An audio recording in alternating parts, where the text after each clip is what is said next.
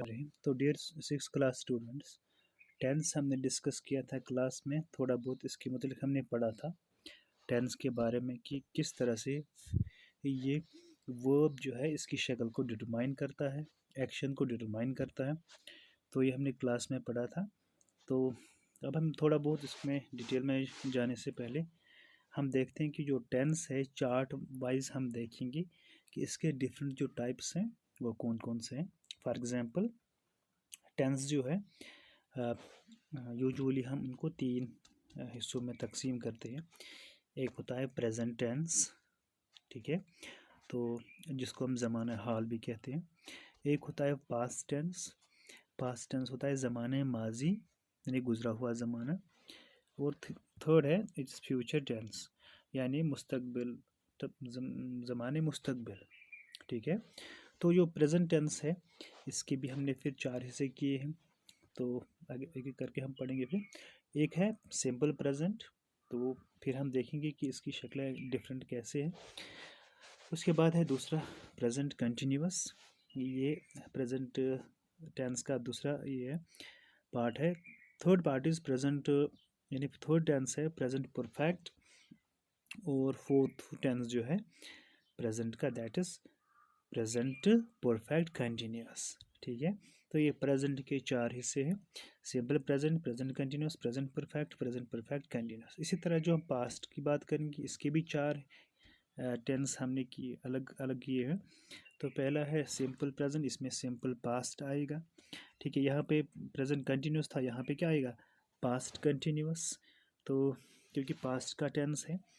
तो थर्ड यहाँ पे था प्रेजेंट परफेक्ट, यहाँ पे आएगा पास्ट परफेक्ट, ठीक है। आपको एक याद रखना है, फिर आप प्रेजेंट पास्ट फ्यूचर के हिसाब से चेंज करेंगे। प्रेजेंट परफेक्ट कंटिन्यूस यहाँ पे आएगा पास्ट परफेक्ट कंटिन्यूस, ठीक है। तो इसी तरह से हमने फ्यूचर के भी 4 हिस्से किए हैं, जैसे प्रेजेंट के किए थे, पास्ट के किए थे, इसी तरह फ्यूचर के भी 4 हैं। पहला है सिंपल फ्यूचर, यानी जिस तरह सिंपल प्रेजेंट, सिंपल पास्ट, इस तरह सिंपल फ्यूचर। यहाँ पे दूसरा है सिंपल फ्यूचर कंटिन्यूस, जैसे पास्ट कंटिन्यूस यहाँ फ्यूचर कंटिन्यूस आएगा। यहाँ पास्ट परफेक्ट था तो फ्यूचर परफेक्ट आएगा, तो पास्ट परफेक्ट कंटिन्यूस में यहाँ आएगा फ्यूचर परफेक्ट कंटिन्यूस, ठीक है। तो फिलहाल चार्ट के हिसाब से अगर आप इसको देखेंगे तो इसको अपनी कॉपी पर आप इसी तरह से मेंटेन करेंगे कि किस तरह से हमने यहाँ पे ये चार्ट अलग किया है। तो डिफरेंट हमने टाइप्स देखिए, प्रेजेंट टेंस के भी 4 हैं, तो पास्ट टेंस के भी 4 हमने यहाँ पे अलग अलग किए हैं। इसी तरह जो फ्यूचर टेंस था इसकी भी हमने जो है 4 हिस्से किए हैं। तो प्रेजेंट के हैं सिंपल प्रेजेंट, हाँ, उसको हम अब इस तरह से देखेंगे, डिस्क्राइब करेंगे हम सिंपल प्रेजेंट को। अब जो सिंपल प्रेजेंट टेंस होता है अब हम उसको अलग से देखेंगे। तो इस टेंस को देखने से पहले हमें पहले कुछ चीज़ों को समझना होगा, जैसे कि सब्जेक्ट क्या होता है ना, तो वर्ब की फॉर्म कैसी चेंज होती है। तो उसको देखने से पहले हम थोड़ा बहुत समझते हैं कि सब्जेक्ट जो है, तो डिफरेंट सब्जेक्ट्स सिंगुलर होता है या प्लूरल होता है। तो यहाँ पे मैंने लिखा है सब्जेक्ट सिंगुलर और प्लूरल। अगर हमारे पास सब्जेक्ट फर्स्ट पर्सन है, जैसे अगर आई होगा ये सिंगुलर, अगर प्लूरल होगा तो इसका फर्स्ट पर्सन वी आएगा, ठीक है। इसी तरह अगर सब्जेक्ट सेकंड पर्सन है, इसका सिंगुलर क्या हो सकता है यू, इसका प्लूरल भी यू ही होगा, ठीक है ना, सेंटेंस में अगर आप देखेंगे। इसी तरह थर्ड पर्सन सब्जेक्ट अगर होगा तो सिंगुलर इसका ही शी या इट होगा। इसी तरह प्लूरल इसका ही शी इट का प्लूरल क्या आएगा दे, ठीक है। तो ये आपके स्क्रीन पे सिंपल अगर सब्जेक्ट फर्स्ट पर्सन होगा तो या तो वो आई होगा या तो वी होगा, ठीक है। सेकंड होगा तो यू होगा या यू होगा, यू है सिंगुलर भी यूज़ करते हैं प्लूरल भी। इस तरह फर्स्ट ही शी इट तो दे होगा। फर्स्ट पर्सन या सेकंड पर्सन या थर्ड पर्सन को हम पर्सनल प्रोनाउन भी कहते हैं, ठीक है ना। तो अगर पर्सन थर्ड होगा तो इसका सिंगुलर ही शी इट है, और अगर प्लूरल होगा तो दे।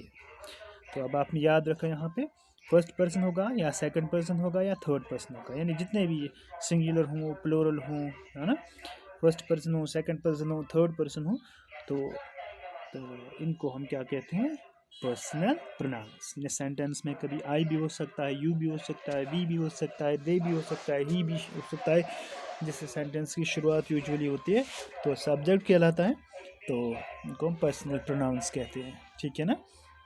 तो सिंपल जो प्रेजेंट टेंस है, सिंपल प्रेजेंट टेंस को हम कैसे पहचानेंगे, यानी इसमें क्या क्या जो स्ट्रक्चर होगा इसका, कैसे हम इसको पहचान सकते हैं।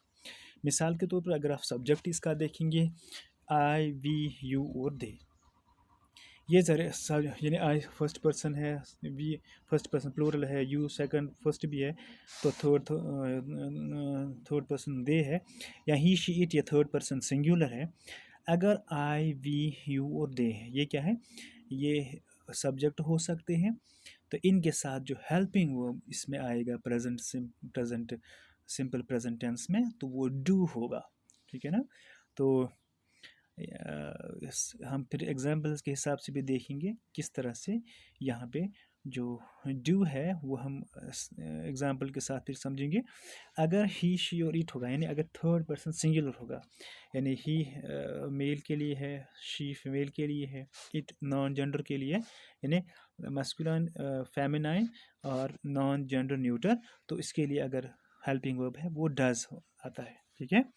For example I do write a letter, ठीक है ना। तो ये क्या है, ये सिंपल प्रेजेंट टेंस का सेंटेंस है। तो इसी तरह अगर फिर हम देखेंगे कि इसका मेन वर्ब जो है, इन्हें स्ट्रक्चर अगर देखेंगे, subject first person plural, second person singular, second person plural, third person plural जो है इसके साथ डू आएगा, और मेन वर्ब जो होएगा that will be verb one, यानी वर्ब मेन वर्ब की पहली फॉर्म, अगर राइट है या यानी वर्ब की पहली फॉर्म जिसको हम कहते हैं। तो यहाँ पे यूसेज भी दिया हुआ है, तो कहाँ इसका इस्तेमाल क्या है, it denotes all the habitual actions and the actions that takes place immediately, ठीक है। तो it denotes all the habitual actions and the actions that takes place immediately, यानी वो habitual actions को represent करता है present simple tense यानी simple present tense। तो हमने देख लिया कि persons के हिसाब से चाहे सिंगुलर हो प्लूरल हो, फर्स्ट पर्सन हो सेकंड पर्सन हो थर्ड पर्सन हो, क्यों डू किसके साथ आएगा, तो डज किसके साथ आएगा, येलो वाला जो है ये थर्ड पर्सन सिंगुलर। अब फॉर्मूला इसके लिए क्या है, subject plus helping verb plus main verb, यानी सब्जेक्ट के बाद हेल्पिंग वर्ब हो सकता है प्लस मेन नहीं वर्ब की पहली फॉर्म होगी। तो ये इससे हम पहचान सकते हैं सिंपल प्रेजेंट टेंस को। अपने आप से बना सकते हैं, मिसाल के तौर पर I do write a letter, ठीक है।